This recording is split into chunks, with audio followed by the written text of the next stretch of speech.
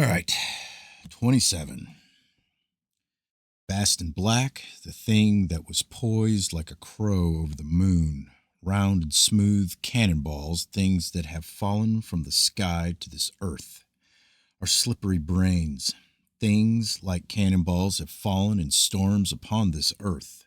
Like cannonballs are things that, in storms, have fallen to this earth. Showers of blood, showers of blood, showers of blood. Whatever it may have been, something like red brick dust or red substance in a dried state, fell at Piedmont, Italy, October 27th, 1814.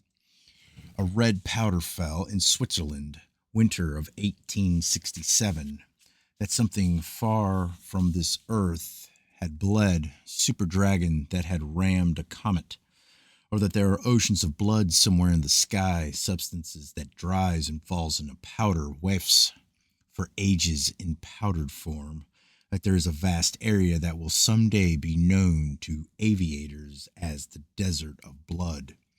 We attempt little of super topography at present, but ocean of blood or desert of blood or both, Italy is nearest to it or to them. I suspect that there were corpuscles in the substance that fell in Switzerland, but all that could be published in 1867 was that in this substance there was a high proportion of variously shaped organic matter. At Gießen, Germany in 1821, according to the report of the British Association 5-2, fell a rain of a peach red color. In this rain were flakes of a hyacinthian tint. It is said that this substance was organic. We are told that it was pyrene. But distinctly enough, we are told of one red rain that was of corpuscular composition. Red snow, rather. It fell March 12th, 1876, near the Crystal Palace, London. As to the red snow of polar and mountainous regions, we have no opposition because the snow has never been seen to fall from the sky.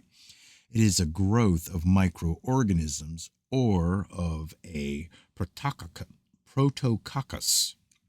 that spreads over snow that is on the ground. This time nothing is said of the sand from the Sahara.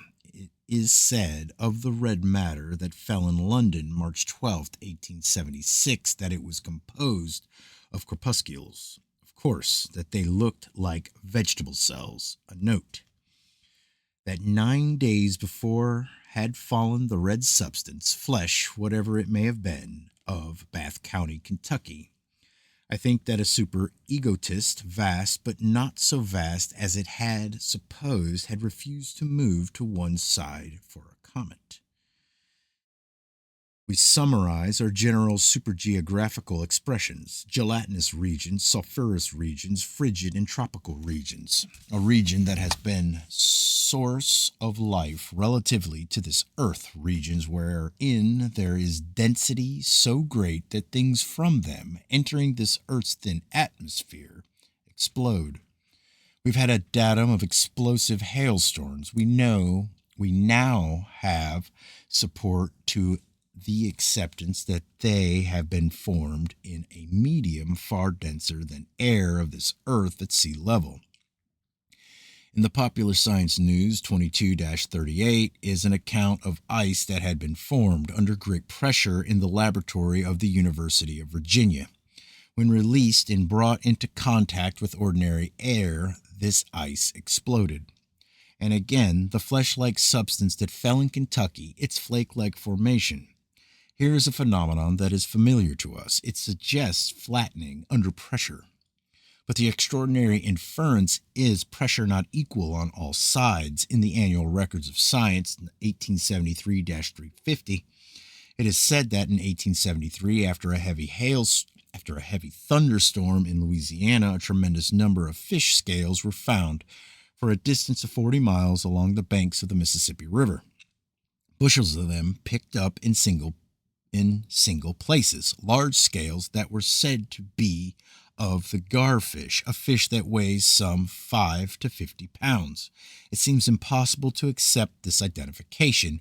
One thinks of a substance that had been pressed into flakes or scales and round hailstones with wide, thin margins of ice irregularly around them. Still, such hailstones seem to me more like things that had been stationary, had been held in a field of thin ice.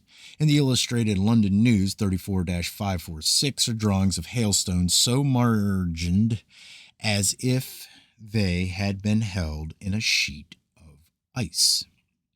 Some day we shall have an expression which will be to our advanced primitiveness a great joy, that devils have visited this earth, foreign devils, human-like beings, with pointed beards, good singers, one shoe ill-fitting, but with sulphurous exhalations at any rate. I have been impressed with the frequent occurrence of sulphurousness with things that come from the sky.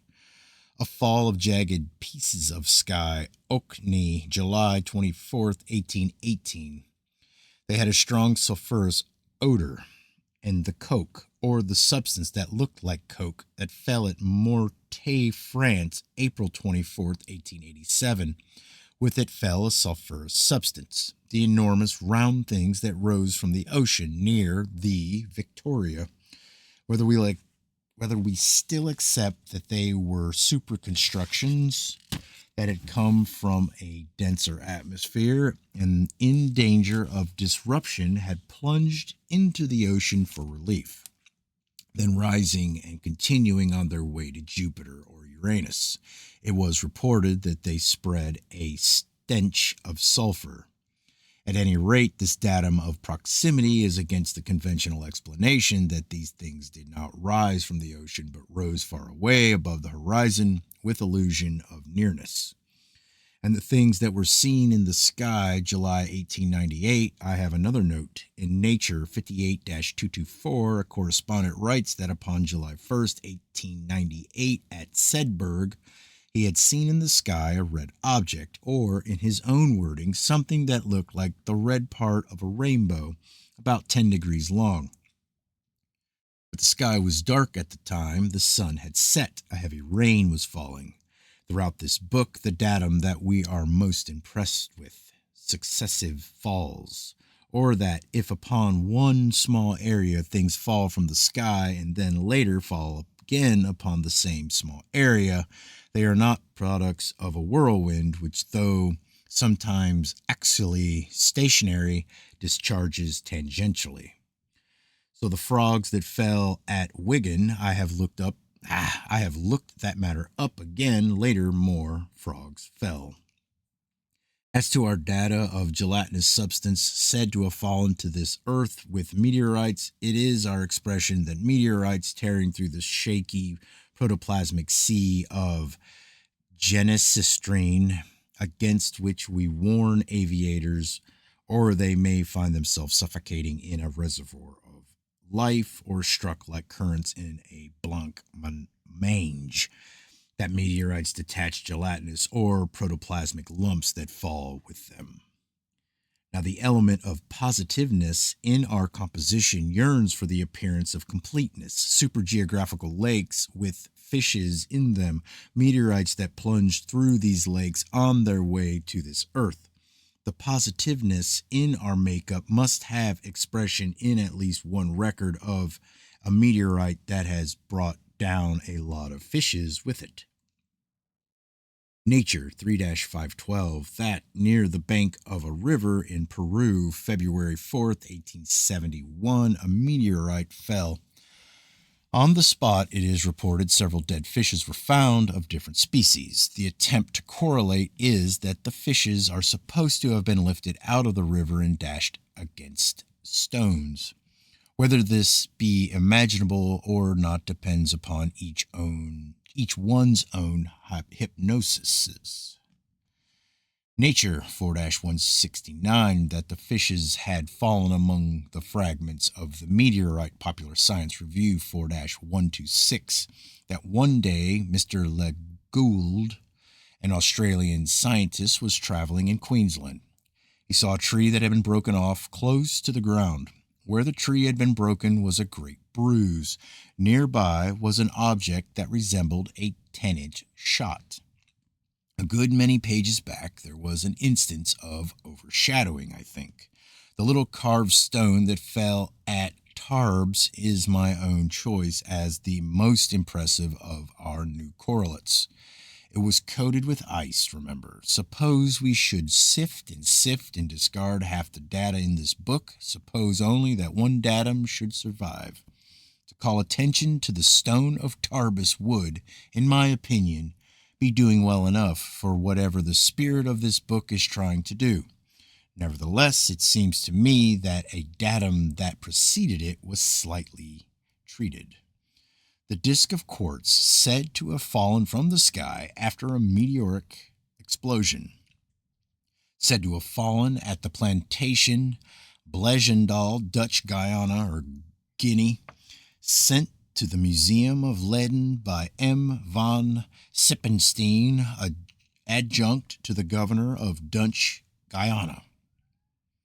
And the fragments that fell from supergeographic ice fields, flat pieces of ice with icicles on them. I think that we did not emphasize enough that if these structures were not icicles but crystalline protuberances, such crystalline formations indicate long suspension quite as notably as would icicles.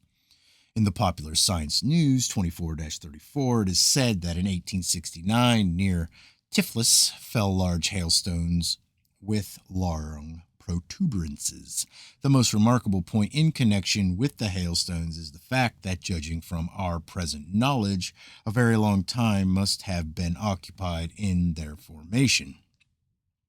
According to the Geological Magazine 7-27, this fall occurred May 27th, 1869. The writer in the Geological Magazine says that of all theories that he had ever heard of, not one could give him light as to this occurrence. These growing crystalline forms must have been suspended a long time.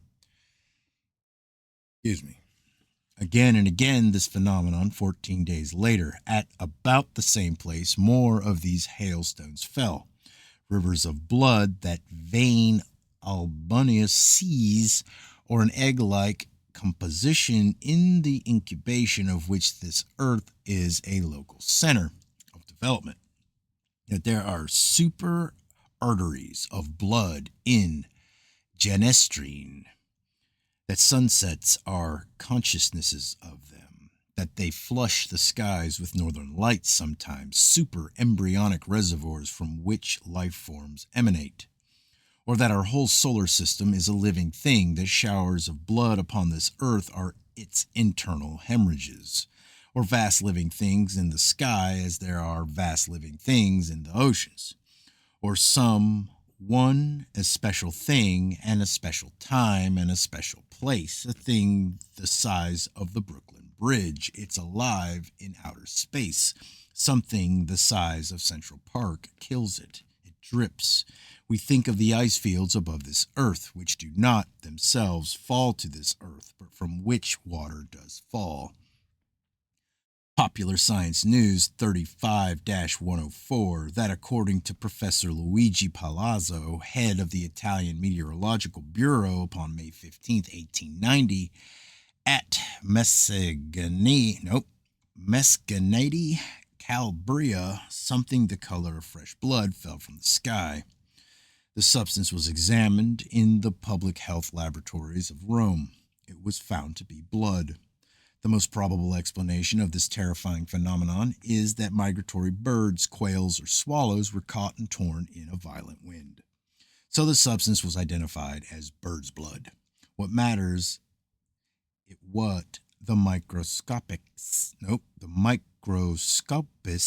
of Rome said or had to say. And what matters is that we point out that there is no assertion that there was a violent wind at the time, and that such a substance would be almost infinitely dispersed in a violent wind, that no bird was said to have fallen from the sky, or said to have been seen in the sky, that not a feather of a bird is said to have been seen. This one datum, the fall of blood from the sky, But later, in the same place, blood again fell from the sky.